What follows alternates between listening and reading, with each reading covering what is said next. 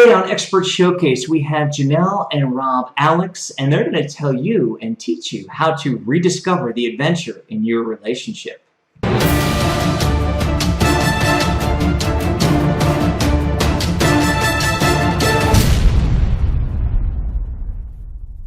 Well, Janelle and Rob, let's jump right into it. Why don't you give our audience a little bit of background about where you are now and how you got there?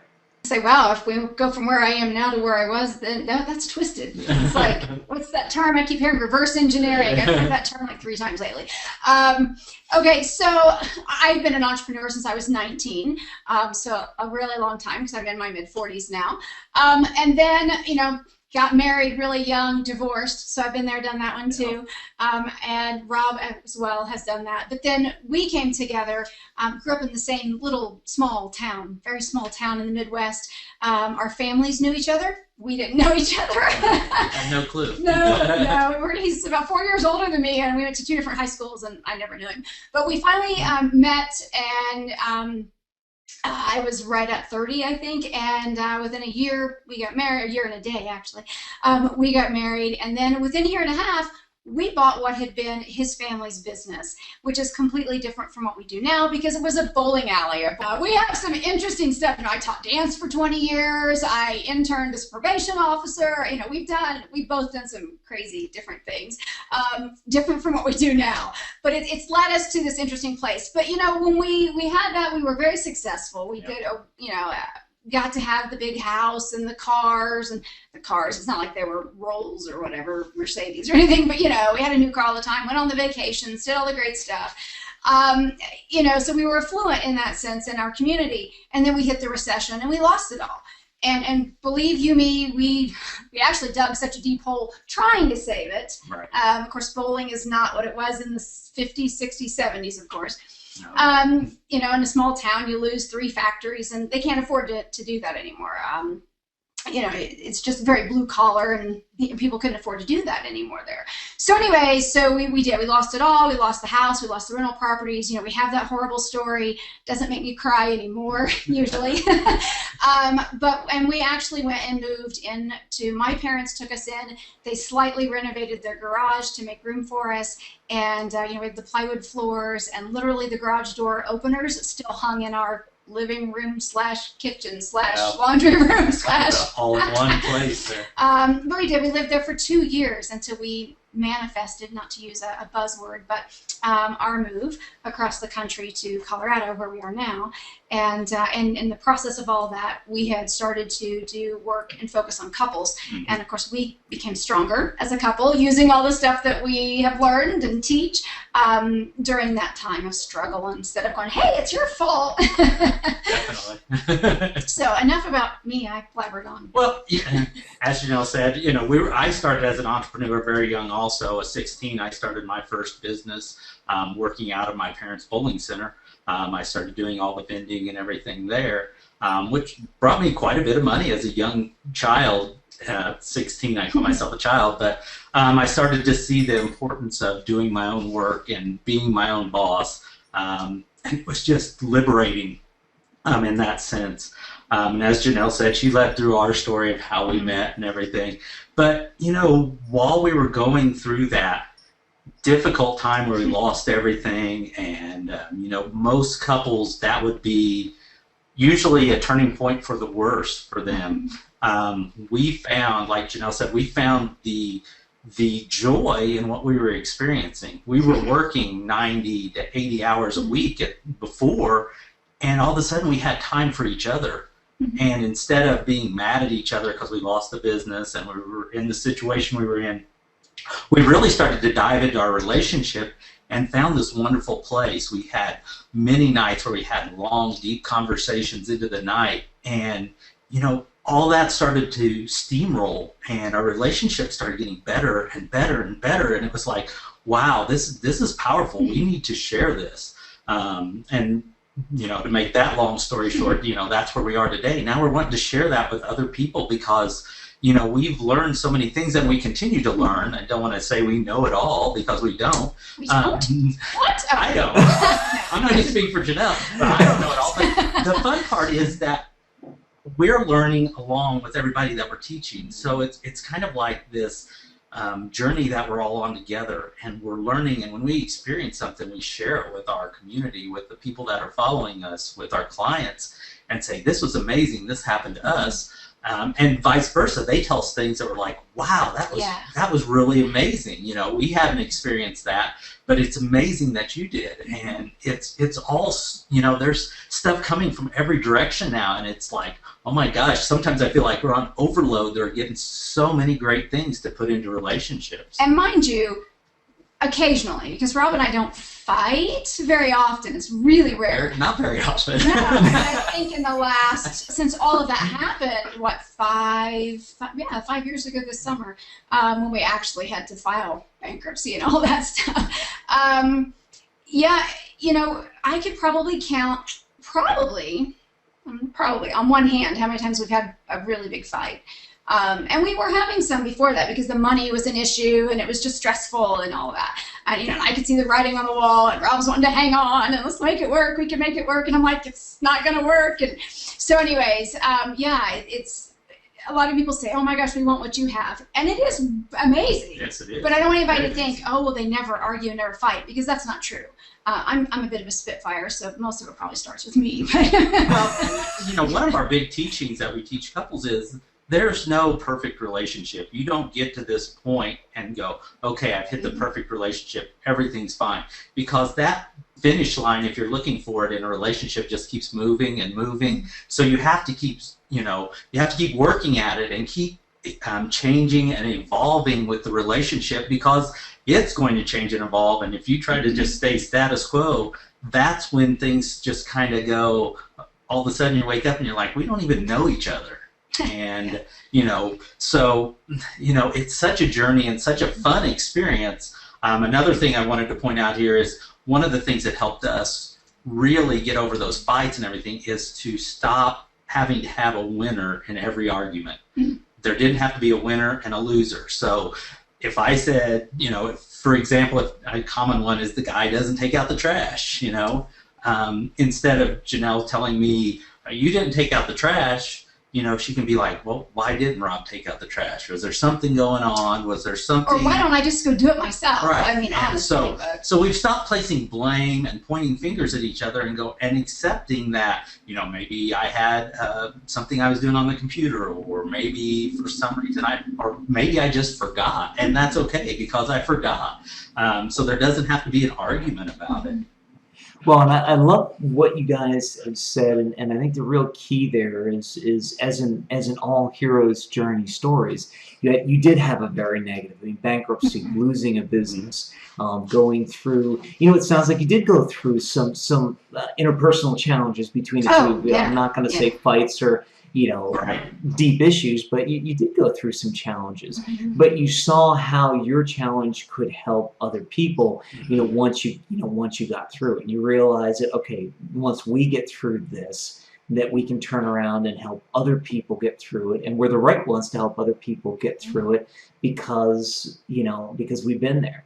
I mean, too many times people have this woe is me, and I'm going to be persecuted my entire life, or I'm going to have these problems my entire life. Why should I help anybody else? I had to go through it. And it's like, no, you don't get it. That's the reason why we're here. You know, if you go through something, figure out how your experiences can help, you know, can help somebody else and help make somebody else's life better, right? Yeah, definitely. Absolutely. Yeah. Excellent. So one of the things, before we kind of wrap up the hero's journey, there was a lot of moments there, but was there any seminal moment, that one moment where you kind of looked at each other and went, you know, either A, things have got to change, or B, hey, we can take what we've got here and what we've just been through and use it to help other people? For me, I think is what we consider Rob's spiritual awakening. And when we say spiritual, because spirituality is such at the core of what we do, but it's not religion. So, because sometimes people ask us, oh, is it Christianity? Or is it? I'm like, no, I renounced mine a while back, but many years ago, actually. But it's really, you know, I was in graduate school, actually we both were, And I was studying transpersonal psychology with the specialization in spiritual psychology. And for many, this sounds woo-woo. It's okay. We're used to that. We know. But, I had always been very connected on the spiritual level my whole entire life, spirit guides and dreams and all those things, prophetic dreams. So it wasn't weird to me. Rob used to be like, oh, honey, that's great. That's nice.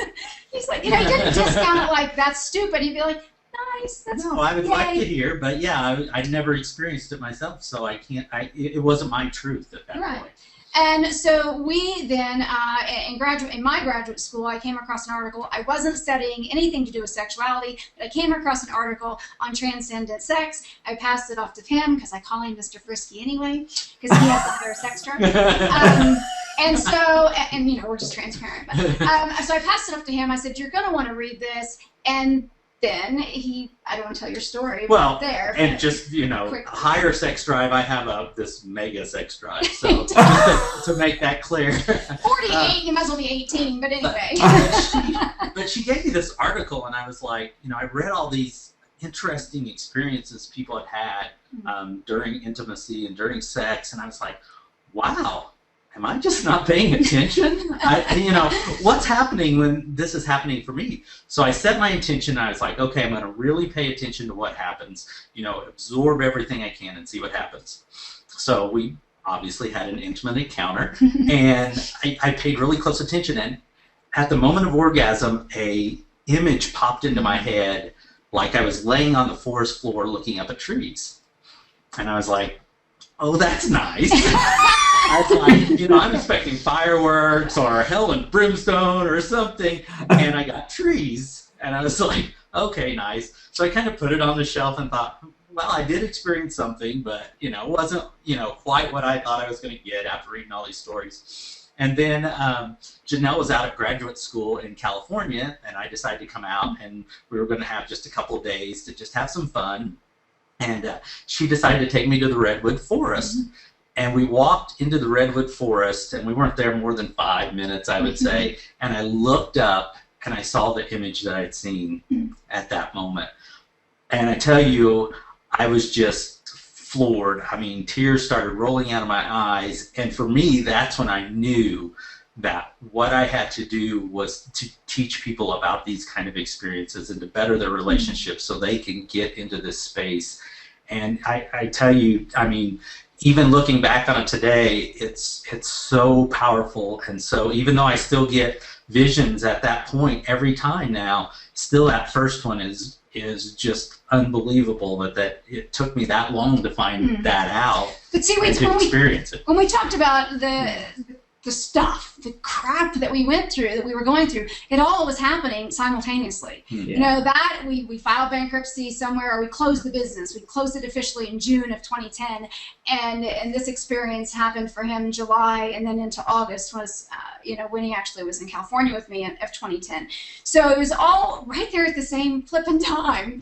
And I think that's probably one thing that, because he shifted, and now we have this big long story and amazing stories that are very, for some woo-woo, they're out there, they're like, how? But when we both experienced it, or he experienced things for himself, now he doesn't just go, hey honey, that's nice. Now he'd be like, hey, what did you experience on your journey? Or hey, I had this dream, this visit from one of our guides. It really raised my curiosity, and so much so that I changed the whole philosophy of my life.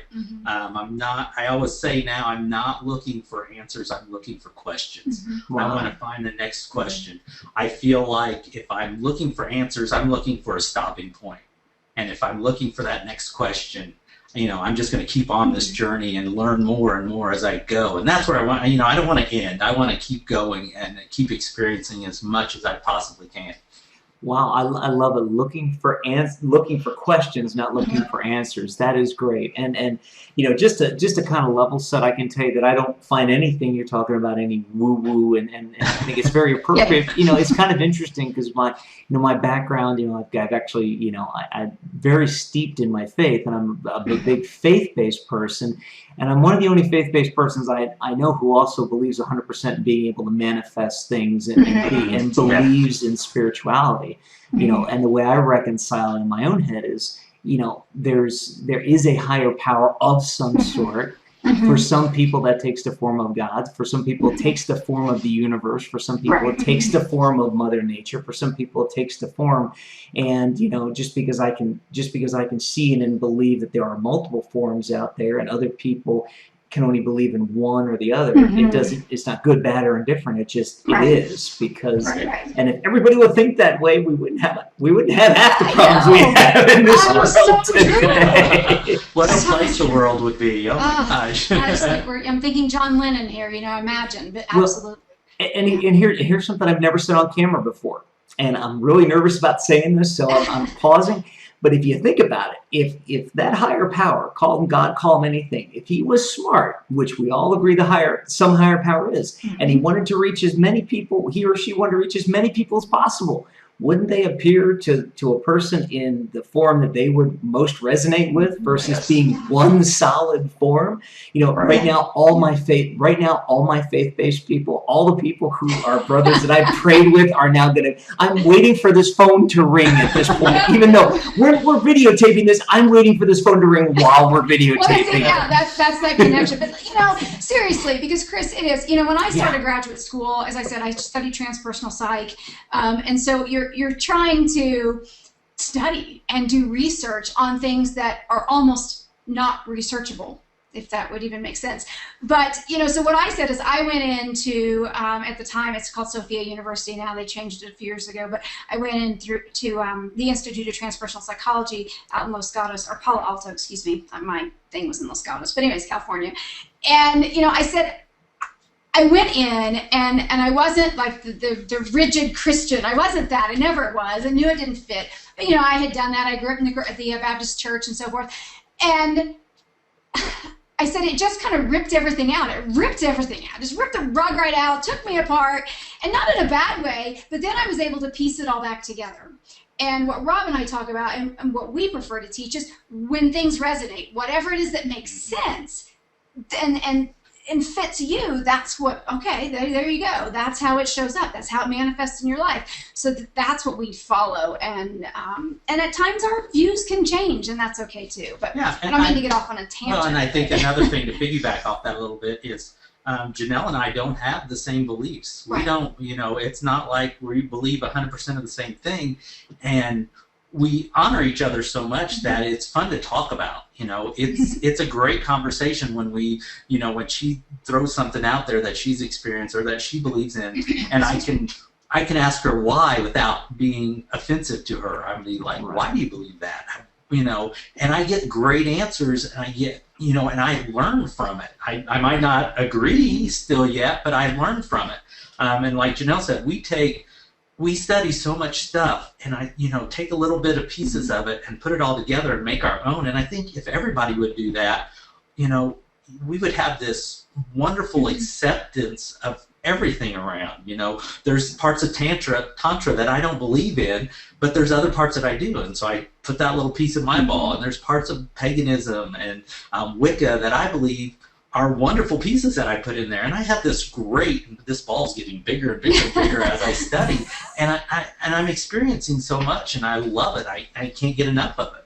Yeah, excellent. And you know what? It's interesting that you mentioned Tantra and a few other things there, and I think that's a great place to wrap up this segment, because in the next segment, we're going to talk about rediscovering the adventure in your relationship. And I'm quite sure that because as I'm looking at some of the pre-work, we're going to talk about romantic relationships, so I'm quite sure we're going to get deeper into some of those things. But this has been awesome for your hero's journey. It's been incredible. I want everybody to stick around. We're going to take a very quick break, and we're going to be back with our Experts Focus segment. And in that segment, we're going to talk and going to take a deeper dive into rediscovering the adventure in your relationship. So stick around, and we'll be right back. We're back. We're having a blast. We're laughing, and we're laughing, having fun. I'm stretching my neck. They're playing with each other's hair or something. We have no clue what's up. This is the internet. We're not bound by FCC rules. We have absolutely no clue what's going to happen next. And we're back. And in this segment, we're going to do our Experts Focus piece, and we're going to take a deeper dive into rediscovering the adventure in your relationship. Janelle and Rob, give us a very quick overview of what we're going to talk about here. Well, you know, one of the things that I am most passionate about is that we have to know ourselves. If I don't know who in the heck I am, then, and what my expectations are, then how, as Rob laughs at me, I don't even know, he's a giggle box. But, you know, how can I expect him to know really who I am and even to understand my expectations? And when I project my crap onto him then, because we all do that, so then, you know, if I don't understand him, and then how can I, you know, even expect certain things of him? So it's really, really vital that we know who we are, whether you call it your soul, your core essence, whatever you want to call it, but that most deepest, that didn't make sense, but that deepest part of you, just like, oh my God, that's me, that things that light me up. So that's one of the things that I'm most passionate about. Well, and I think the, you know, just that there's no normal, that we need to get away from the thinking that there's a normal relationship or there's a normal religion, because if you think about it, you could say that if there 51% of the people believe something, that's what would be considered normal. And that leaves another 49%, which is a close number, that don't believe the same thing at all and now are classified as abnormal. And so we got to get out of that mindset that, you know, what a certain person believes or a certain section of the population believes is the normal. Because that makes a lot of people feel uncomfortable when they say, I don't like that, so I'm not you're normal. Weird. And I'm the first person to say I'm weird. I don't care. I'm the weirdest person in the world. So. Exactly. And when the percentages are so close, you might even have a hanging chad here or there or someplace. And you know, so I think that'll into those 5 keys that, and really I say there's 6 keys, but we usually focus on 5. But you know, the 5 really important factors that we focus on, which is romance, intimacy, communication, friendship, and playfulness. The 6th one is the financial piece. But you know what? When you have all those other pieces well-rounded and everything's whole and healthy and thriving and it's all sexy, then the financial piece will fall into place. Yeah, it works its way out somehow. Yeah, because you know, if you take a split second here and go back and think, well, yeah, but you lost it all and you had a financial catastrophe. Yes, we did, but you know, we didn't have all those other pieces in place. We didn't have that greatest, fantastic relationship when all of that was happening. So, anyways, so that's all of that. It's so important, and obviously playfulness. I would have just like put an asterisk by that one, make it bold, italicized. The playfulness is the biggest key because it feeds everything else. Yeah, exactly, and that's so great. And part of what we're going to talk about in this segment, we like to boil things down into 3. So we're going to take a little bit of a deeper dive into discovering who you are, getting to know yourself. So we'll take a little bit of a deeper dive into that and the 5 key areas that you just spoke about. And then finally, we're going to wrap it up in this segment anyway with just be you and recognizing that there is no such thing as normal. So when you're talking and when you're working with clients on discovering who you are, and when you're talking with, when you're doing interviews and when you're working with people and discovering who you are, you know, tell me a little more. What do you do with them? What do you say to them? How do they do that? And I know we love to talk, so that might have just opened up a 3-hour can of worms. But I'll try. Well, I wrote the book on it, literally. Exactly. You know, I did. I wrote Collaborate with Your Soul, but it's not a huge book, and it's a very simple one. It's got some very practical exercises in it. You know, really to me, it seems cliche because anybody out there that's done life coaching or any of the coaching industry, there's that thought that, and a lot of times actually, because, you know, I get the psychology background, so you have that, oh, you know, if we were to sit in therapy, let's go back to your childhood. But when we look back, and like I know I said it a moment ago, but what lights us up? What makes us so happy? Chris, you know, I was goofing off and kind of dancing around a little bit, attached, right, with our headphones. But earlier, you know, before we even started recording, dance is a big thing for me. It lights me up. You know, I was a dancer for 35 years, I think, taught for 20, something like that. So I know that I could even say that's who I am to an extent. It's something that just music and dance and movement. I love it, as I'm losing my stuff here. But so we have to know those things. Yeah, too much. But what is it that really lights us up there? And a lot of times when we're trying to connect on to our inner self or our higher self or our spiritual peace or God, then, we're like, oh, well, you have to meditate or you have to do yoga or whatever. And that works great for some people. I do love yoga, but, like Rob, cycling, you taking out his bicycle and then doing that, or working out and lifting weights, that's a meditation for him. It lights him up. It sparks him. And I know we mentioned the transcendent lovemaking piece earlier, and of course, we're very avid supporters of the idea that sexual energy it flows throughout all aspects of our lives. And so when you have that great part of your relationship, then, and I'm going to go off on a tangent if I don't just like, wait, don't go there. But so when you have that, though, that's another piece to actually help find yourself further. It's not a simple answer, I realize.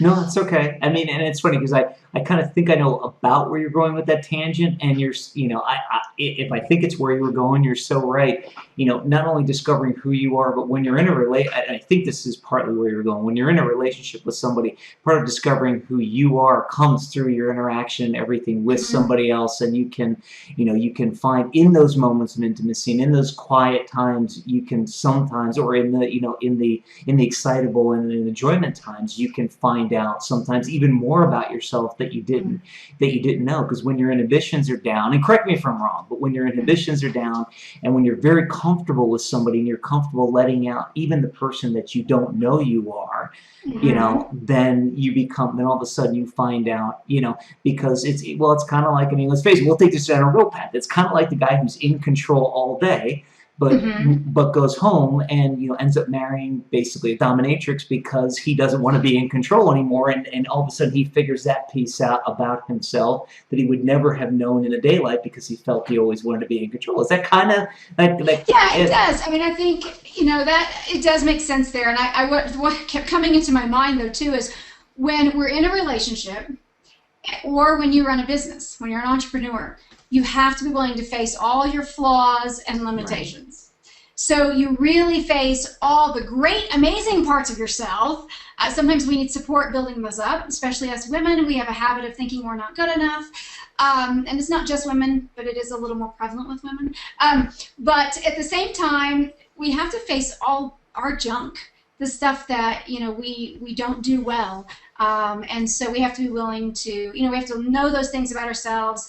And I know you had something to say. I'm sorry. Well, I think, Chris said something that I wanted to elaborate on there a little bit. But when you get involved with somebody and you form a relationship and then you bring love into the picture, who you are might change a little bit. Or let me say it this way, who you are really might come out.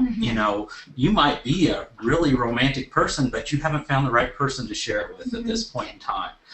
So that could come out. And again, I want to stress here that we're always changing. And you might not find out something about yourself until you're 70 or 80 years old. You might realize that you love skydiving at that time, something strange like that you've never, ever tried.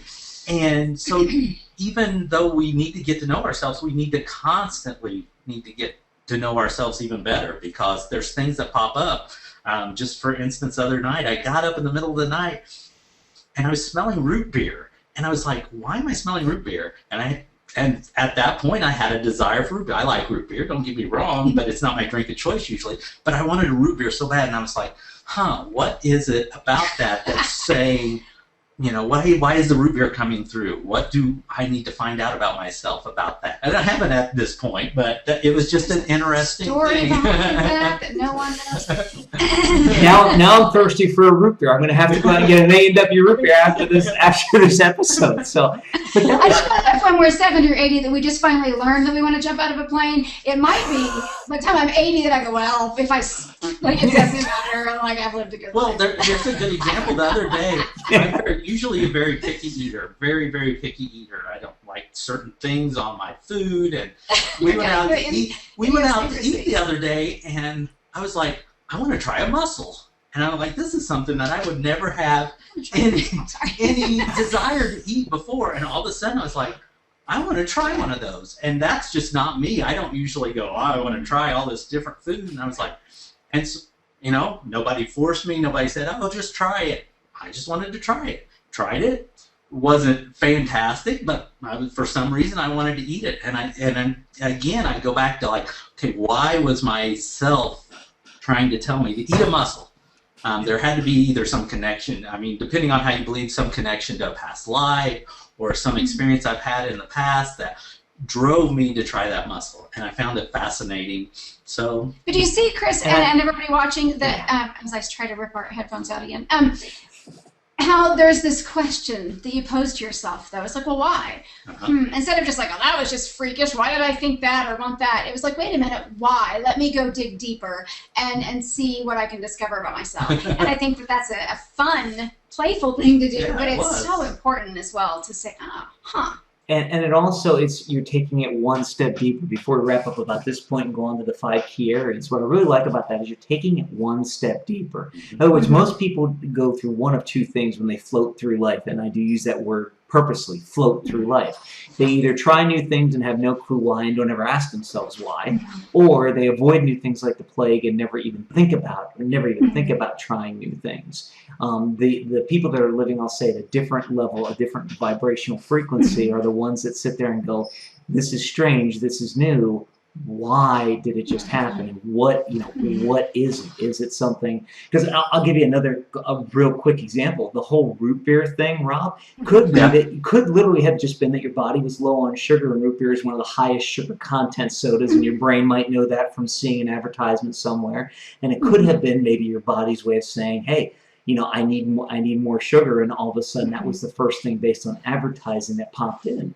Now, you're going to take action on it? No, you're not going to go out and get blood sugar checked just because of that, but it could be that, and you would never have known that if you wouldn't have asked yourself that. So whatever answer you end up getting from it, you never would have had that answer had you not asked yourself. But it's, it becomes kind of important when you all of a sudden realize that when things are different, things change. I've got to ask myself why, and then dig for the answer, and then co-create the answer and figure out what that answer is. Well, Chris, as you're saying that, something just popped into my head about the root beer. My grandfather was an avid root beer drinker. He loved it. Every time we'd sit down to eat, he'd have to have root beer. And I was very close with him. So now I'm thinking, was that some kind of message from him to me? He's going, hey, because that's when I think of root beer, I always relate it to him. And until you just said that, it didn't even pop into my head. So thank you very much. You're welcome. You're welcome. And that's very possible. It's kind of like a story. There's a story called Pennies from Heaven, and if folks haven't heard it, the short version is when you look down and you find a penny or some denomination of money sitting on the ground, most people just pick it up and oh, this is nice, somebody lost a penny. There's a belief out there, and I subscribe to it, that what it really is somebody who's passed on is saying, look, you're going to go through a trial or tribulation that day. It's okay. I'm looking over you. And it was kind of interesting because, I now, it's kind of interesting because now I remember the full story. So I'd come out of a convenience store a different way than I normally did, and I found a quarter on the ground. And I went, well, I'm in for something really bad today. And it turned out it was that day or a day or two later, I found out my mom had passed away. And I think it was on Friday, and she passed away on Wednesday, and nobody had told me about it. So it was kind of like, it's funny. When I look down and find a lot of money, I go, okay, what's going to happen today? But it ends up becoming, it's a way of saying, look, it's a way of saying, hey, everything's going to be okay. So anyway, we just got off I took us off on a way big tangent. It was a good tangent. So let's move on to the 5 key areas, and becoming aware of the 5 key areas, which to expand your relationship as a whole. You have here romance, communication, playfulness, friendship, and intimacy. So tell the audience a little bit about those 5 areas, and focus in on one. I would say let's focus in on one that'll really help them in their in adding the adventure to their relationship. I think before I say, I'm sure we'll agree, playfulness. Yes. But I want to take just a second, and I promise I'm going to get super fast. Because when we say intimacy, because that word has become synonymous with sexual experience. And intimacy to us, it is that you have intimate play, yes. and it can actually absolutely be that. But it's also, we have the mental intimacy, we have emotional intimacy, because that gets into obviously the emotional might make sense, but mental intimacy is having even this great conversation today. It's having those deep conversations. So I just want to put that out there, and I promised I'd make it short, so I will just stop. Playfulness, Rob's favorite thing. Playfulness, I think it kind of filters out into everything that the other areas here. I mean, because when you're playful, you're more romantic. If we really start to think about the couples that have a great relationship, they can be all these things with each other, but they're very playful with each other. They have just that feeling about them, like, you know, they can laugh together, they can joke around. There's, you know, they're just, you know, a model for relationships. And I think the playfulness is where that comes in. When we see it, when we see a couple that is very playful with each other, we're like, wow, they've got a great relationship. Even though we might not relate it to the playfulness, we think that's a great relationship.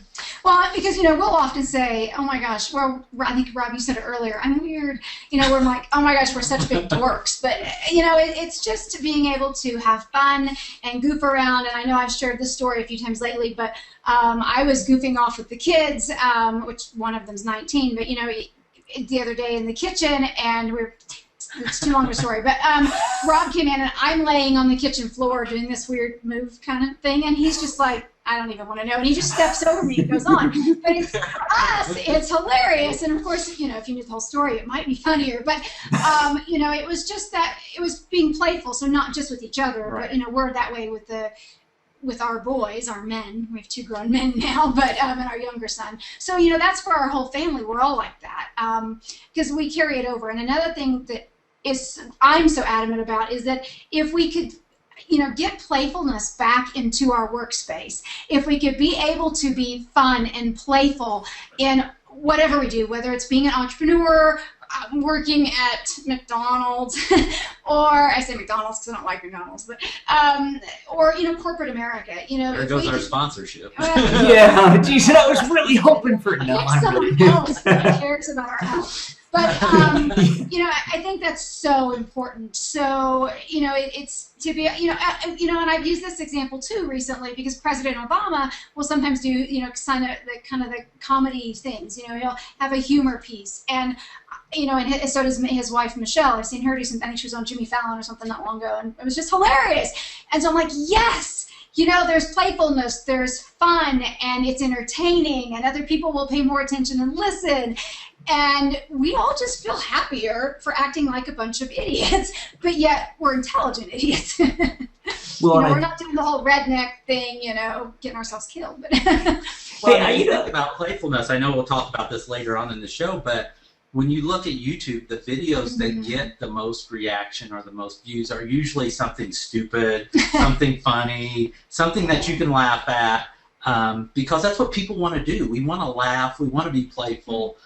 Society kind of tells us, no, you've got to put a suit and tie on, go to work, you know, come home, you know, drive through rush hour, and they don't tell us, you know, and thank goodness for companies like Google and those bigger companies that are starting to realize that to get that creative juices flowing in the workforce, we can have playful, we can have a playroom, we can set up ping pong tables, we can let our employees take naps, you know, things like that really make the employees proud to be part of the company because that playfulness is there.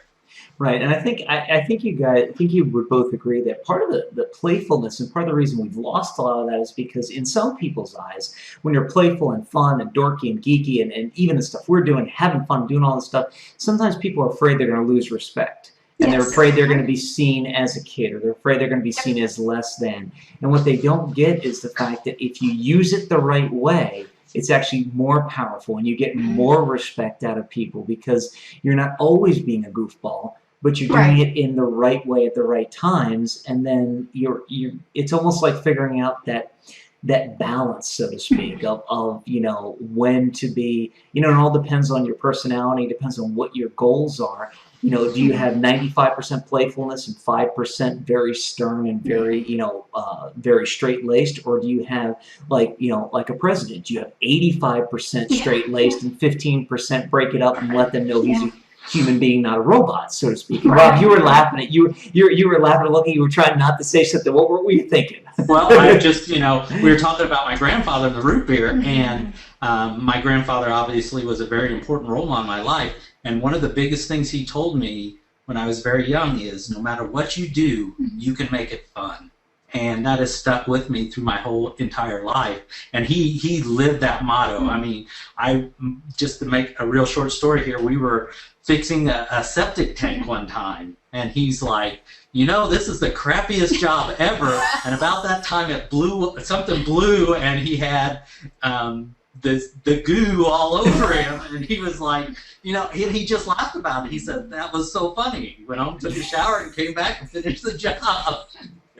But it was just, you know, that was his motto, and he lived it to the T. I mean, he had the more fun than anybody I've ever known in my entire life. I didn't get to meet him, but he was only like 5'2" as well. Right? He was like a little bitty guy. Yeah. Anyway, so, little powerhouse. Yeah, excellent. And I think playfulness, I think that's kind of a great time to segue into just being you, because that was your grandfather. He was just being him. And you know, one of the things we talked about in the pre-show prep was that this bullet point was all, and this key to success was all about realizing that there's just no such thing as normal. So tell us a little bit more about that. Well, you know, when we think, you know, a lot of people, and we don't have to go off completely on your sex life, but, you know, why do I always end up talking about that? You're the frisky one, but it's always fun to start that conversation. I'm very happy with my sex life, so. But I'm like, think about more. Why, Janelle? Analyzing myself, psychoanalyzing. But, you know, when we want to try something different, you want to try something new, because there's this supposedly normal way of doing things, then your partner's like, no, that's freaky, or that's kinky, or no, that's just weird. People don't do that. And you know what? That might not be true. So it depends. And so whether it's that, or whether it's this is how you have to market your business because this is the way everybody does it. You know, I know Rob's like completely, he's like the opposite. He likes to do crazy stuff. You know, so it's ridiculous to think that there's a normal. What the hell is normal anyways? You know, I don't like any of us, or especially our children, being labeled for that matter. You know, why? Why do we have to be labeled as having, you know, some attention deficit disorder or whatever? Squirrel. Oh wait, I'm back. But, I don't have it apparently. I don't know. I wouldn't let them label me if I did. Look at Rob. Look at Rob's reaction. That's great. He's like, I'm not saying a word. I don't get anything done. I don't know. I don't get anything done. Because I shift gears and become very serious for a while, and that drives him up the wall because I do the perfectionist thing. So, you know, there isn't a normal. Because, you know what? I'm normal for Janelle Alex anyway, because I don't think there is another one. But am I the same as somebody else? I might be similar, but we don't have to be normal. Is our relationship going to be exactly like everybody else's? No. Is it similar to some people's? Yes. Is it normal? No, probably not.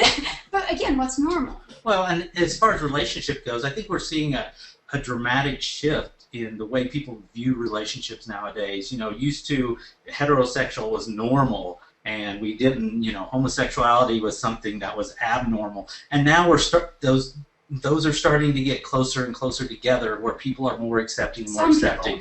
Yeah, it's still got a long way to go, but we're getting there. And I relate it to and I don't want to offend anybody on the show, but to nerds. Used to be a nerd was somebody that got pushed around, beat up on, you know, they were a geek and everything. I was going to say. But now, oh my gosh, the nerd is like the king now, because they're very focused. They love certain things, and they're not afraid to say it. And, you know, yeah, and they've brought us so much great technology and things like that.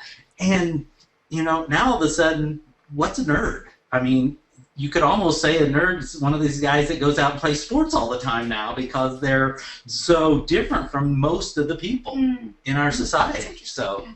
Yeah, you know, exactly. Somebody raising his hand. I know. I'm the geek / cheerleader, and that just doesn't even go together, but that was me. I'm like, how does that even work? See, I wasn't normal. Well, and the interesting, so one last quick question before we wrap up this bullet point. When we're talking about normal, we're talking about being playful, we're talking about doing things that most people might not think of normal, or is that, let's say, you don't think that they're normal. Would you say it's actually a good thing to do that? Because if your partner then looks at you and goes, no, that's not normal, and if they keep doing one of those to you, might it give you an indication that you might not actually be with the right person and the right partner because your interests, whether it's in intimacy or out of intimacy, your interests are so different that but you didn't know that going in because you didn't want to step out and actually act like yourself. You wanted to be normal. So would you say it might be a good indicator of people who might not be a good fit together? And what do you think about that? I would think that's a possibility, but I think these people that you're talking about are the ones that need to come work with us, because we need to explore deeper into why either one's putting up the guard or the other one wants to, is so focused on, I want to try this, I want to be weird, what have you. So we can kind of blur those lines and say, let's look through the mist here and see, is it really that bad? He wants, and I'm just going to throw some stuff out there. He wants to try a different position, and she's like, no, that's not that big of issue to most people, but maybe she has some issue that is stopping her from that, and we need to get to and explore that problem first before they just say, oh, we don't fit together. Well, and I want to add on that too, that it's not just about your sex life, obviously. Friends of ours, some people out there might know them. They're the Unstoppable Family, Rhonda and Brian Swan, and we actually interviewed them. They're one of the couples in one of our books. But when she wanted to work from home and quit corporate America, he thought she was crazy, and he's like, that's not normal. You put your kids in daycare and you go to work, and he had a corporate job. And of course, now they travel the world and they live a very different lifestyle. And when he suggested that they sell everything, because they have they lost it story too, right? So, and that story's out there. I'm not like giving away stuff, no disclaimer needed, but, they did that, and that was a moment that she thought he was crazy, because that's not normal. People don't travel the world all the time. So when they said, hey, wait a minute, these things, what if we could do that, and how can we do that? And they looked at it differently, and now they have their normal is completely different than most people's. A good exercise for couples to do to see to work with this issue is for them to go and do something that neither one of them has done before. Have them both step out of the box so they both feel uncomfortable when they go do something. Could be going to a show or anything like that, and see how they react to each other. Do they lean on each other when they're in a situation where neither one feel comfortable? And I think that's a good indication of if they've got a relationship that'll work, where they can go into an uncomfortable situation like that and go, okay, we're standing together, kind of like with the Indians circling, and they're back to back. They're ready. Now you're gonna people mad at us. But it is. It's that wasn't that. Not just the wagons, but anyway. Rely on each other, I think, is the point I'm trying to make with this exercise. And by doing that and stepping outside their box, and both of them feeling uncomfortable, they really get to see how they react to each other and that level playing field. Yeah, and I love everything you just said, and I really, I think the point that I'm going to suggest our listeners take, other than all the great advice, is get in contact with Janelle and Rob. Yeah. Because the worst thing you can do is make an uninformed decision. I mean, today we make decisions either too quick or too slow, but worse than too slow, and even worse than too quick, is to make either of those decisions uninformed or without all of the knowledge. And from being on their podcast and from them on the show today, and we still have 2 more segments, so you want to stick around. You can, I can really tell, and I hope you can too, that they're there to help you. And let's face it, if it ends up being that you and your partner are not meant for each other, if you make that decision from an informed basis, then everybody should be able to go away happy and understand it wasn't meant to be. But if you are meant for each other and you're doing one of these and you're having all this friction, Wouldn't it be great to work with somebody like Janelle and Rob who've been through it and who have the tools and techniques that you can use to help you get through it and figure out not necessarily the right, but the right answer. It in the end is what it really is, what my perception is. It's not necessarily the right answer for Janelle and Rob. It's the right answer for you and your partner. So in an effort to kind of, I'll say, kickstart it, and if I get this wrong, let me know. Like I said, I really screwed up the last one, so we'll try this again. But I think in an effort to get all that kickstarted, there's a couple of offers I want to let you guys know about. First of all, and I'm going to bring the websites, and there we go.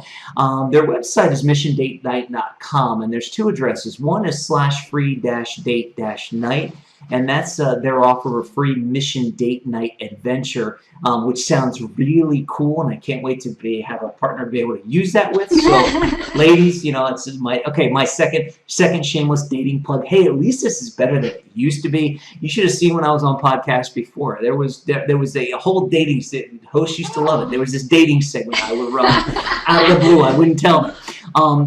And the other one is missiondatenight.com/thank-you-richard-together/experts-showcase. And see, I have these on the screen, but I'm just like my other co-host. I love reading things. So they're on the screen, but there's a limited time bonus that they're giving you for just being a viewer of Expert Showcase, which is awesome.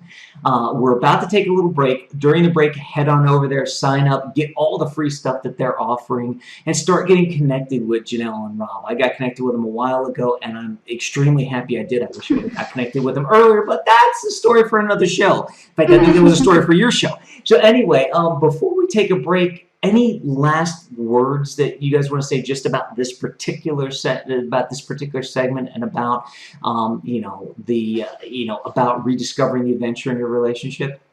Well, actually, I think because you just said, you shared there that, and I know it's a ridiculously long listen to me, website address. It's easy if you just go click it, but to say it is a pain, and I apologize for that. But we have the free downloadable version of Richer Together, Secrets to Working, Living side by side.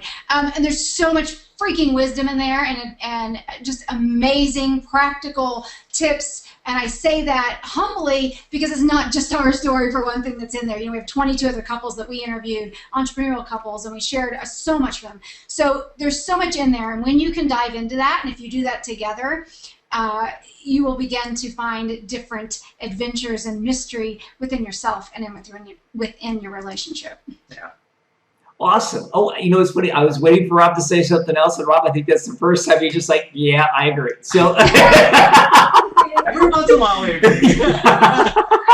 No, that is awesome. Can't wait to read the book. You all during our little break, head on over, get the book. We're gonna take a real quick break right now, and when we come back, we're gonna talk about getting known. How Janelle and Rob are building visibility, credibility, and becoming a leading authority in their niche, or niche as our Canadian brethren say. So we'll be right back after a quick break. And we're back. We're just talking about niches and quiches and all the other fun stuff. You guys have to. I mean, we've got to get we've got to have one of those. We got to start doing like IndyCar. You guys ever watch auto racing? Every now and then they've done this. I grew up in. She does. I don't watch it anymore, but we grew up in Indiana, so I've been to the Indy 500 many times. And now on TV, what they do is they kind of do during the commercial break. They stay with the action and keep showing you the cars going around in this circle. I can't make fun because I grew up right next to Mario Andretti's house, and so I can't make fun of it. I'm actually a racing fan, but it is kind of left. Yeah, it's kind of funny. You turn left for go turn left for 4 hours. Thank you very much. So yeah, pretty much. Until I'll stop. I'm like, wait, I have stories, but I won't because we don't have time. Oh, I was going to say, I know one of my fellow coaches actually coaches a NASCAR driver, so I'm now probably offended him. He can call me and yell at me. So anyway, we're going to focus on you because if we don't, this is going to be the next 6 hours. So we're going to dive in this segment into getting known, visibility, credibility, and authority. So let's jump right in and talk about visibility. How, either now or in the past, did you start to build, or are you building, visibility for you, your products, your services, and what you bring to people? Well, in the past, it was so different for us. You know, the first companies we had, you know, were brick and mortar. So, you know, my name was the name of my dance studio, and it was plastered on the sign outside and on the window. And of course, it was a smaller community, you know, 10,000 people in the town or whatever. But within a short period of time, everyone knew who I was. And of course, Rob was the same thing. You know, the bowling center. When we took it over, we changed it and actually plastered our last name on it. Well, you know, why not? But everybody already knew us. They knew Alex was synonymous with bowling in that community because his family, his grandfather owned him, whatever, so 50-some years it was in the family. So it wasn't a challenge so much then. It seemed easy, right? It seemed easy. You know, I took kids out there, you know, my students, I made sure we performed in a variety of places. I had them all over the place. We would do parades when we did the bowling. I mean, we just were all over the place. And we just made ourselves known on the local level. Obviously, it was a shift. It was a big game changer for us when we said, oh, now we're going to work with couples and go online. Oh, my God. It was a whole different experience. A learning process, too. Big learning curve. And go ahead. Well, and like Janelle said, when we were in that small town mentality, we relied a lot on word of mouth. It was, you know, you did what you did it well, and that's where people went. I mean, there was no, whereas now when you're talking about millions of people that you're trying to attract, to get a small percentage of them, and I got some great advice from a book I read from Jack Canfield that said you just need to be everywhere. You know, don't refuse an interview, don't shy away from anything, you know, put your name out there. He said, because, you know, the more you're out there, somebody's going to see you, and you start to build that following. You start to build that fan base. You start to build those people that are curious about what you're doing.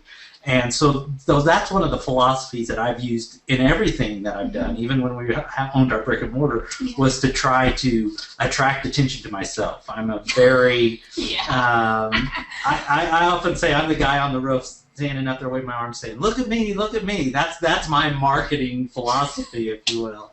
I just want to gain attention however I can. And sometimes that throws Janelle for a loop, because sometimes I will get attention that's not necessarily great, or I'll get somebody that says something about me that I'm a lunatic or I'm an idiot, or somebody's listening, somebody's heard me. So somebody might go, well, why is this guy such an idiot? Let me go check it out. Because people are curious about that. When somebody calls you a name or labels you or something, people get curious. They're like, well, okay, if this guy's an idiot, I've got to see what you know. So there's a different philosophy that we are blending together, because Janelle is very much, before she was very much different than that. She'd be like, don't you make a fool of yourself. Don't embarrass me.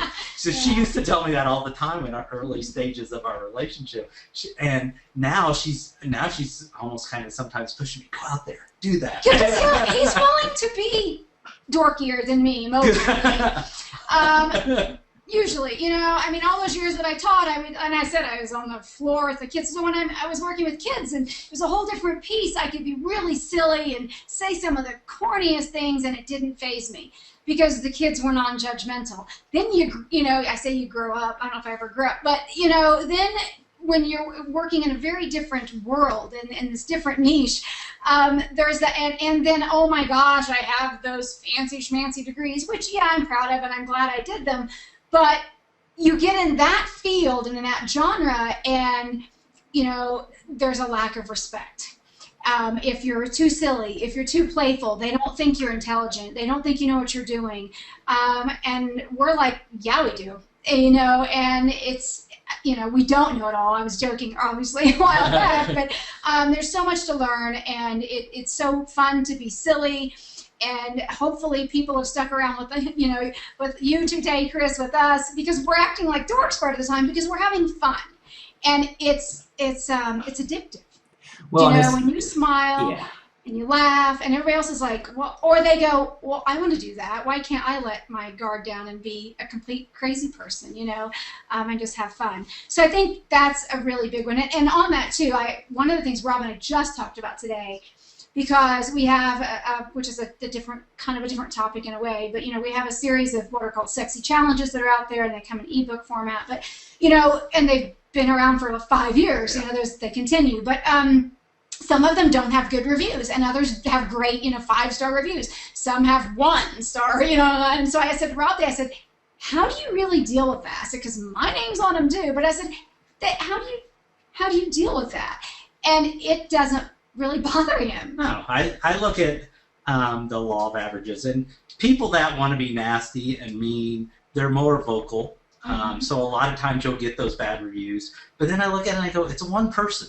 I'm not just trying to speak to just them. I'm speaking to a whole world of people. That's what I want to do. I want to speak to the world of people. If I only get 1% of the population that likes my stuff, I'm good with that. 'Cause that's a lot of people. Yeah, exactly. Well, and it's interesting because really, I'll say the key point I took out of that whole thing, while every point was great, the key point is to create visibility, create curiosity. You were talking about people go out and check it. When there's a negative review, people will check you out actually even more sometimes than a positive review, because they're gonna say, well, why is this person, and especially if it's a really bad one, it's like, well, they can't be that bad. Let me go see what's going on. So I would think, it sounds to me like creating curiosity really is one of the things that, whether it's from a positive standpoint about your book titles or, the titles of the videos of the series and the challenges that you have out there, because, just like your mission date night, I mean, that creates curiosity. That's going to create a visibility and a people want to go see that. So moving from visibility to credibility, like you said, you were saying that you do get some 5-stars, some 1-stars, but you're in an area that's very personal with people, couples coaching and that sort of thing. How did you build credibility in that area? What did you go through to build the credibility in the area? Well, first of all, I guess on that, I want to say is that there's so many people out there that when they start a business, whatever it is, they think it's going to be a success overnight. Or you see people that you didn't know before, and all of a sudden something's happened and you think they're an overnight success. That's a bunch of baloney. It doesn't happen that way. It takes years. We have worked for years, the last 5 years, of course, now, laying the foundation and the root system, if you will. There's so many of the different ebooks, whether you like some of them, and some of them maybe they are flops for some people, but and then there's others that are really cool. I mean, there's some I don't even like, but anyway. So it's okay, and I think that's another thing is it's okay to be transparent with it and to be open.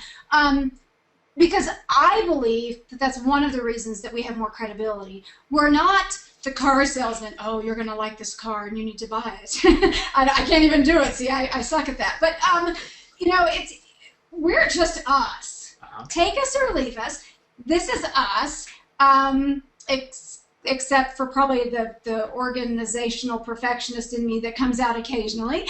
You don't see her when I'm doing this stuff. But, that's key. And then it's making the connections. It's building the relationships with other people that have done what you want to do, that are or something similar. Even if even making a great connection with you here, Chris. And we did recently. We're obviously not doing the same work, but it's a great connection, and that's important. So there's a variety of people, and we, now we have that ability to name drop, some of our friends, which is not always a very nice thing to do. Sometimes it's a little rude, but it takes time to build those relationships, and I think not expecting it to happen overnight is very important, because people have to get to know who you are so they can know, like, and trust you. Well, and we talked earlier about what is normal, and that can work into credibility too, because with credibility, who are you listening to? I mean, I may try to pass myself off as somebody I'm not to impress somebody, but that's not the person I want to impress anyhow. The only person I want to impress is myself. Ooh. No. But as far as that goes, Hey, Janelle, he doesn't even want to impress you, so. She's part of me in a way. So. But well, so I'm waiting for him to dig himself out of that comment. You're not helping me. You're not helping me, Chris, at all. I couldn't say it before. So but it is true, and same way with Janelle. I don't expect her to impress me or to be credible to me. I mean, I love Janelle. That's, you know, simple fact. I mean, whatever she does, I'm going to think it's, you know, fantastic. I'll give her constructive criticism, but, you know, but I'm not trying to be credible, but to everybody. I just want to, again, I go back to that population thing. You know, if I can get 1% of the people to love what I do and to think I'm credible, that's enough people for me. I'm good with that. If 8 billion people or whatever they're in the world, if 1% love what I do and think I'm credible, again, that's enough for me. I can live very handsomely on that. Yeah, and I love it. You know, the two things you said there, the two real key points and takeaways are transparency and authenticity, which is great.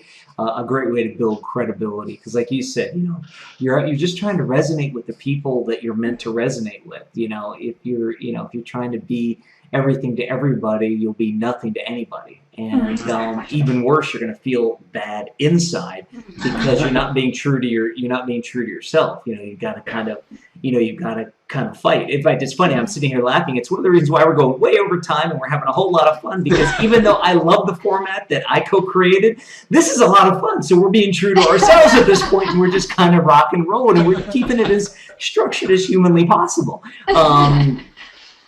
So then authority. Now, the root of authority is author, and it's writing the book. So we know you've written books on it because you've talked about them, which is awesome. Other than specifically writing the book, is there anything else you're doing to set yourself apart as the authority in, you know, hiding. As the I'm just teasing. I apologize. You're hiding? Well, his phone went off and I was stopping it. I'm so sorry. So is there anything else you're doing? I mean, you've written books. How many books have you written at this point? Well, it depends on how you look at them. The ebooks, with all of the ebooks and the individual challenges and everything, it's like 125 or something like that. You know, bigger books, there's 3 or 4 or 5. I don't know. Yeah. So. But that's amazing. I mean, you know, it's something that, you know, 125, you know, ebooks and some bigger volumes. I mean, you know, I guess in the end, what more could you do to make yourself the leading authority on, you know, in your niche than doing all of that?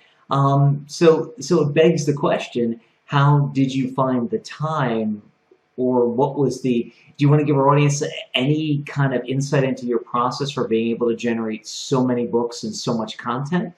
Well, if I could spin my head around 360 degrees and like Linda Blair or whatever her name was, yeah, that's how I found the time. Not that it was evil, I'm saying, like, oh my God. It's very difficult because on top of everything else that we do, I say I because I do most of it, but we unschool or homeschool our 8-year-old son. So, you know, I have that responsibility. So it's a little insane, but we love what we do so much. I want to say we're workaholics, but we love what we do so much that it's just, it's not work. It's fun. It's fun and it's exciting, and to put something down or to, you know, even just making notes about an idea that we might not get to for a couple months is fascinating.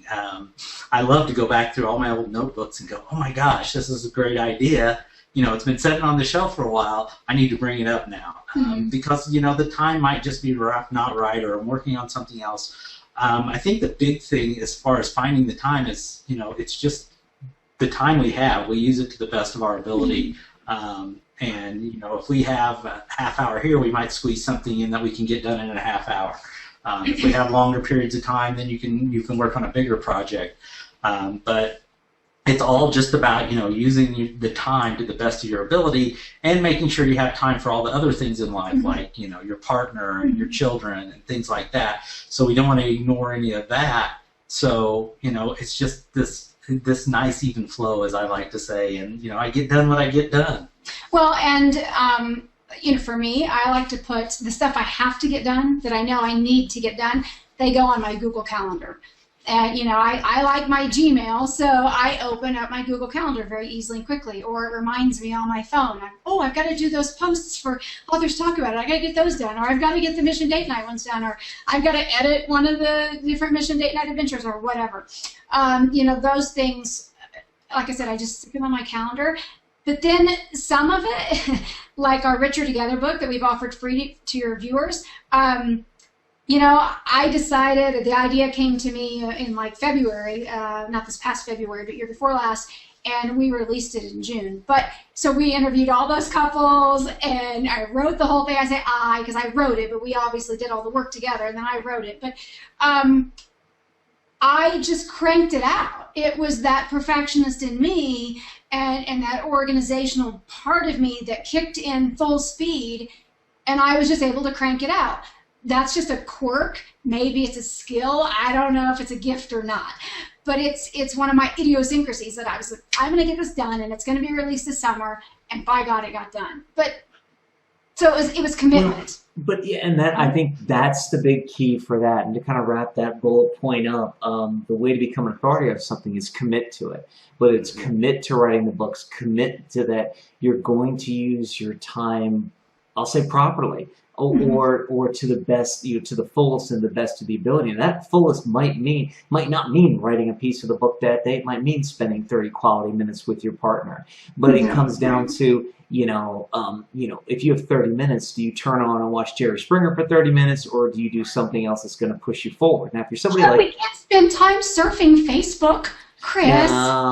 You know, the interesting, and see, it's funny because, you know, people who know me go, wait a minute, Chris, you're the one that talks about watching 100 TV shows a day and flipping around every commercial. It's like, yeah, because I do it for a specific reason. I do it to watch for things for this show, for other concepts. And it's a completely different way of watching television and actually interacting. It's something that you know, a lot of people in my life in the past have never completely understood. They thought it was just an excuse, but it's like, no, really. I mean, you know, it's one of the reasons the show format has kind of evolved the way it is because as we were evolving this show, there were some other very popular shows that were evolving in the same direction, and I was watching how they were going, and we kind of came up with the idea first, and then we watched other shows, and okay, they're still hitting a home run with it, so this looks good, and oh, by the way, this particular show has this piece, so let's go ahead and incorporate it here. So it's something that, you know, and the reason I bring all of that up is because just like you guys talked about normal,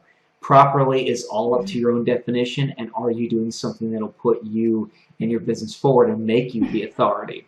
Yes. So this has all been great. We got one more segment to go about getting found. Then we're going to talk about what you're doing in the content marketing world, whether it's video or written content marketing. So we're going to take a quick break, and then we'll be right back to wrap up this show. This is an awesome show. It's something that I can't believe this is the last recording of the day because I've got more energy now, and it just kind of I swear this is what I've got you and another guest I taped earlier today that I think we should just bring back every time I do recordings, one to be at the beginning, one to be at the end, and it's just like, we'll go for days. So anyway, we're going to take a real quick break, and we'll be right back. Taste.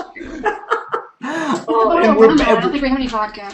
I was going to say, and we're back. They're drinking something on the other end. We had, they were very quick to tell me it was just water, even though I didn't ask. So you figure it out. I don't know. I know guilty conscience, maybe not. Well, at least I could have pretended. We've done that on our own show, which we're not with a guest. But I mean, we've recorded a podcast or two or three, and there's been a couple we deleted because we're like, oh, I think we were a little, we drank a little too much wine, and we're not even going to air those because they got sassy and kind of rude. Yeah, it was fun though. Just a little bit's okay. Well, that's like, it's before we get into the whole getting found, it's kind of like, there's this old thing about, it wasn't Ron White, it was the guy who did it before him, who used to always drink on stage, and there's an urban legend that says it was apple juice the entire time, and there's an urban legend that says no, it wasn't. And, Ron White's the kind of guy I feel sorry for because I've seen some of his recorded performances, and you can tell he ain't drinking apple juice. It's really obvious. And it's kind of sad because he is such a great talent that it's like you really wish somebody would tackle him halfway through his thing and just change out the glass and make it apple juice so he could still stay funny and completely coherent. And I'm not disparaging him. It's just I've seen really good, it's kind of like I've seen performances where he's really good at the beginning and then it gets to be a little bit of a challenge at the end, and it's sad because he's a good comedian. So anyway, we got plenty of SEO now out of Ron White. This will be interesting to see the SEO we get out of putting Ron White's name in this. We just came off of the end of the season of The Voice. We could mention Blake Shelton for you and get some more, because Blake Shelton's one that they play up his drinking, because and he's like, oh, this is what I have in the bottle, and right on the show. And I like him, I'm a fan, but I'm like, sometimes I think he might really be drinking quite a bit on the show. I was going to say, I've caught a couple of episodes, and we can mention Pharrell, and we can Gwen Stefani. Hey, we got to throw all the names in there, put them all in the SEO, see what people. Right. It'll be very interesting to see the search results. But and speaking of search results and getting found, this segment is all about getting found, and whether you're doing video or other content marketing efforts. So for those of you who might be turning in for the first time, when we say content marketing, all we're talking about is creating content, meaning a video, a blog post, a Facebook post, some sort of content that is relevant to you and your audience, and then getting it out there and having that generate business versus paying for marketing and paying for advertisement, paying for space. That's all we're talking about. So Janelle and Rob, whether it's video or whether it's written, what do you guys do right now from a content marketing standpoint to generate a business or potential business? Check 1, check 2, check anything we can. Social media has been so good to us. We've spent a lot of time on that. And like Janelle said, sometimes you can get lost in that, but it's something that you have to keep up on, as far as if you're going to be doing stuff virtually, because that's where everybody's at. That's the meeting ground for so many people and so many connections there. But one area that we're getting ready to really dive into is the video, because we are both very theatrical in that aspect, and we love to, we both love to get in and edit the video and make it look good and make it flow. No, I don't like that. That's all yours, baby. Yeah. Just so you know. Well, we have a couple programs that are really easy, and Janelle works wonderful on those. So I still like him to do it. I think one of the big things with the video is we like to be that person on the screen. We like to be that person that's out there. I like to be the funny person. I like to do, one of the things that we're working on are some commercial parodies that involve our product and our brand to help bring it to life. Because I think with the video, one of the big things you have to worry about is the entertainment value. What's going to make somebody watch it? It can't just be me standing here against the flat wall telling you all the things we have. There's got to be some reason for people to go and say, I want to see this, or to pass it on, or to hopefully that it would go viral in some way. So, but for me, the entertainment piece is vital to the video marketing, and that's how I'm going to approach it. Yeah. So, we've done a ton of videos in the past. We've done a lot of hey, we're just talking to you. But we've also done some stuff like we went to the playground and sat on the slide and then slid down at the end, just being goofy, right? And we brought that piece to it. And, of course, with our brand now, since we rebranded this year as Mission Date Night, it has the spy theme. And, of course, I like to always say, hey, think James Bond, kind of sexy and all serious. And it meets Austin Powers, which is, of course, the funny, hilarious piece. And then I always think, I need some girl names in there. But anyway, you get the idea, right? So, and we do. I've been on stage the majority of my life. Rob loves to be in front of people. So there is that theatrics piece that we want to bring to the videos that we haven't done yet. And we're starting to do that in the next few weeks, actually. We're going to start playing with that. But, another piece, it's not just video. I think video is the next best thing to being there in person. But so that makes people feel like they know you. But then, of course, we do the podcast, and we love to do the audio podcast as well. And, of course, the podcast, everything that I've recently researched, the audio ones do much better as far as podcasts go than video. And, of course, then videos, it's just its own thing. They're two different entities.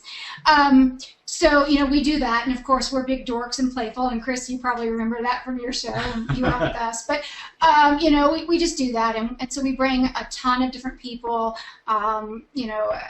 well-known people and as well as not so well-known people. We bring those on as guests. And with our podcast, we've tried to make it different. We make it a little playful, and we're doing some different things. We're changing some things up next week, starting in June anyway.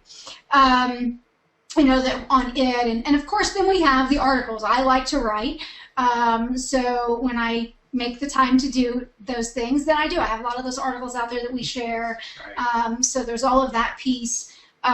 And then the other big thing is just being on other people's stuff, you know, whether it's this here today with a video, which we love, whether it's an audio, and eventually for those that were like, wow, how do I get on somebody's show that's bigger, or I've got to apply, oh my gosh, because it can be nerve-wracking. And when you're newer and you don't have maybe some of that credibility and authority behind you, you don't have the years of the grassroots efforts yet behind you, you have to realize that you will have, and eventually you'll be able to get those bigger places, and you'll be able to be on those shows that have millions of listeners, and you know, it happens, and you'll be able to get the bigger names to talk to you and so forth. It just takes time and consistency.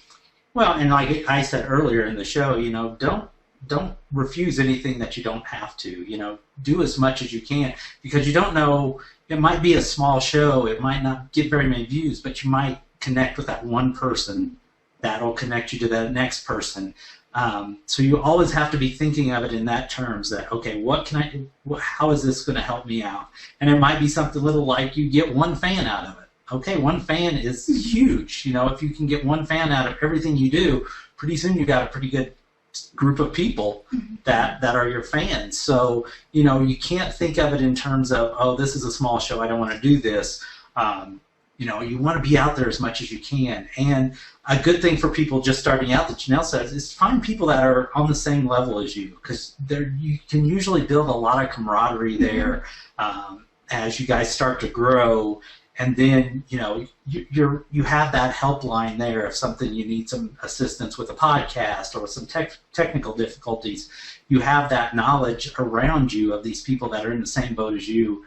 And that's pretty powerful. Well, and one other, and I know we make a gazillion points, Chris. It's a good thing you're good at you know, pulling out like, oh, that was a good one. Ooh, let me get that one. Because we like to share so much. But it's like the fire hose, I suppose. But, you know, it's also good practice if you're new at it, or if you're nervous about it. It's good practice. Clearly, we're not nervous. We're pretty darn comfortable with it. But again, like I said, I've been on stage since I was like, I don't know, 5 or 6. And Rob, I don't even know, like, he's just always been in front of people, always, right. Just in different things.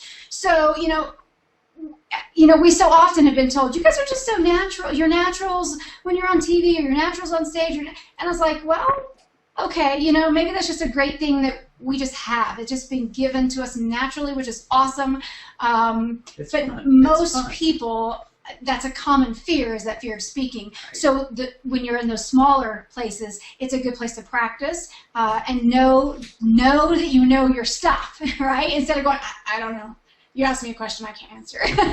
Yeah, exactly. And the interesting thing I find is that, you know, you had success with written content, whether it's books or blogs, and now you've seen the light, so to speak. The video is the, you know, the video is the wave of the future. But no, the fact that you're now expanding into video from a content marketing standpoint, and that you're not only using the content marketing to generate marketing, but you're using it for practice, and you're using it to get better, and you're using it to refine your message. Because I'm sure 5 years ago, or even 3 years ago, if we'd have had this same interview, your answers probably would have been at least slightly different. If not measurably different, they would have been at least slightly different, because I'm sure that there's something. Well, let's face it, Rob, you wouldn't have had the tree example 3 to 5 years ago, or 7 years ago. So you know, and if you want to know what the tree example was, you gotta watch the rest of the episode. Gotta go back to gotta go back to the piece where they talk about romance and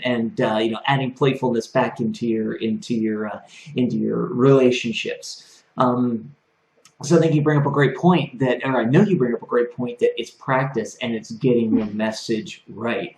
One thing I love to coach people on is you make your mistakes when nobody's watching. And you have to understand at the beginning nobody's watching, and that's okay. That's not your goal at the beginning. Your goal is to use it for marketing. Your goal is to get a couple of people to watch, and your goal is to refine what you're doing. It's funny because, I like you guys. I mean, I started acting when I was 5 years old. I've been on and off the stage, in front of the camera, behind the camera, over 40 years. And yes, I said 40.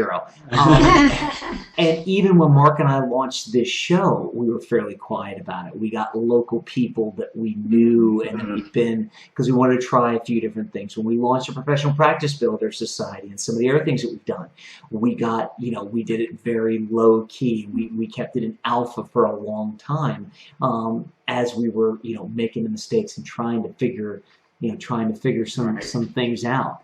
And it's the same way with content marketing. So for those of you watching, you see the natural, the bubbly, the energetic state of Janelle and Rob. Yeah, that's part of their natural personality, but it's also taken years of. It's also taken. Are we going to get spirit fingers now? No, sorry, that was way. No. Yeah, exactly. Jazz hands. Jazz hands.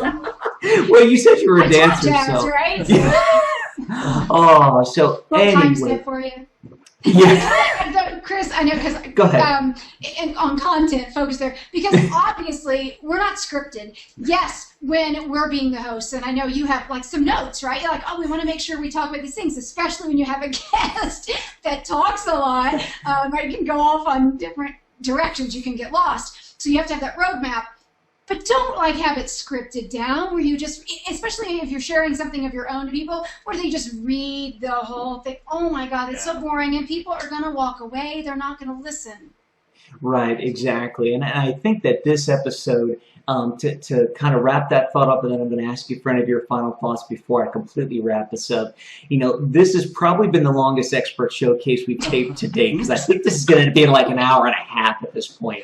Oh my gosh. But the fact of the matter is it was fun, it was energetic, and we get asked all the time, what's the right length for a video? And people always look at us and say, it's got to be 2 to 5 minutes and it's got to be short. And we always go back and say, no.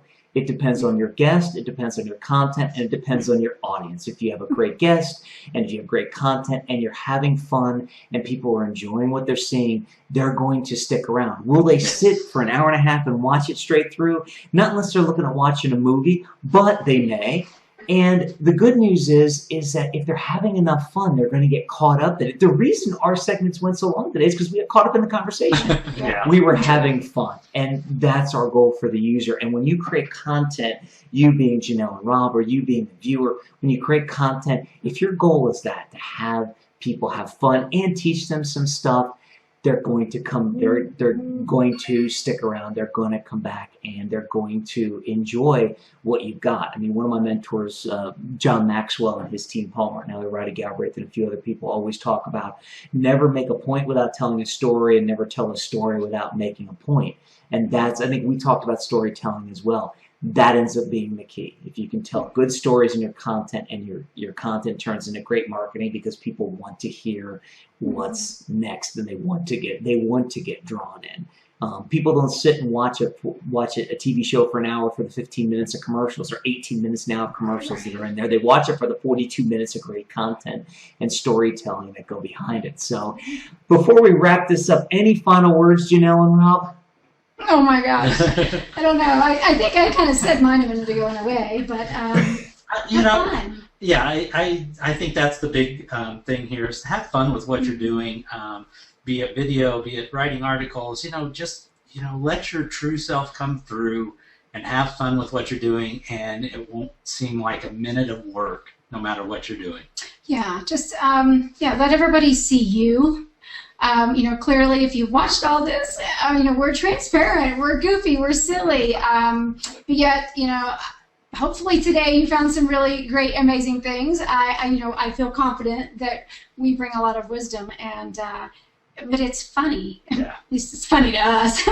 We're having fun, so that's our whole point, I guess. And that's a great way to end it. So First of all, before I even get into if you're a coach and what you need to do, if you're just watching this segment, just watching this piece of the show, you've got to go back and at least catch segment 2 where we focus on Janelle and Rob as the experts of adding fun and playfulness. I'm switching up your title because you talked about playfulness a lot, but you're rediscovering the adventure in your relationship. So if you're a couple and you might have a little bit of a little bit of a lull in your relationship, go back and watch that episode, then get in contact. There's a free offer at the end of the episode.